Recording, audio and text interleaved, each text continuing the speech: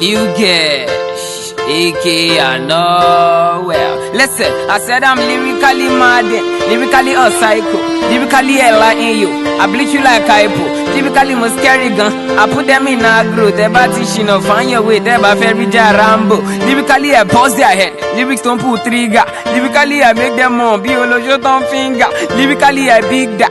Big like anti-causes boobs. Igboro le me. Kilo come me read your book. Lyrically I fear not. Lyrically Sakaba. They ba try me. Lyrically a mos Vuyakata. Lyrically Sherubawa. Eya Madam Gagu. Lyrically Dawajo. Lyrically Fagu. Lyrically lyrical. Lyrics me want mystical. Lyrics were compatible be fatal risica. Lyrically I dope die. In your with me sit. Lyrically lucozade. Energy me boosting. Lyrically my name is Kesh. Lyrically I do well. Lyrically you don't tire me. Lyrically I go reach there. Lyrically I grab the mic. Lyrically I know fear. Lyrically my name is Kesh. Lyrically I know well. If you jam me for your street or club, you jam me for your area. If you catch me with your baby mommy, catch me with your sister. You won't call the phone boss for me, your Benny man, you go sister. If you see me man, you know sister. If you see me man, no they waste time. If you jam me for your street or club, you jam me for your area. Catch me with your baby mommy, catch me with your sister. You won't call the phone boss for me, your Benny man, you go sister. If you see me man, you know sister. If you see me man, no they waste time. Go ballet from lyrical,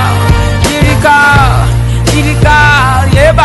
Shati go ballet from lyrical. Listen, lyrically mo brave, mo clever, lyrically mo wise, lyrically mo yato, so on rappers to one lines, lyrically mo fresh, mo fine, lyrically mo bad, and you rappers that be to go to one Nigeria to whatever lyrically mo lapomeji, but lyrically mo nice, lyrically I'm recommended like spectacles for your eyes, lyrically mo deliver in your gynecology, lyrically professor I will teach you lyricology, lyrically mo giant gun, lyrically for dodgy, lyrically cause. Lyrically mo bloody, lyrically I sense that. And your Messi Johnson, lyrically I show no mercy. Now who say me Johnson? Lyrically mo singing gun, lyrically mo normal.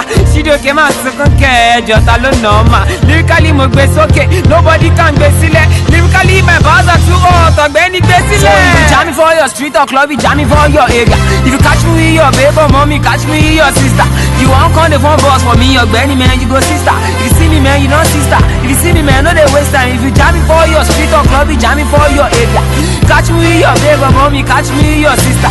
You won't call the phone boss for me, your Benny man, you go sister. If you see me man, you know sister. If you see me man, no they waste time. Go ballet from lyrical, yeah, ba. Shati go ballet from lyrical, yeah, ba. Now shout out to the lyricals to bad though. Lyrically my senior brother, lyrically bad though. On to Bile, let's go, Lil Kesh, aka I know well. Can I on the mix, baby?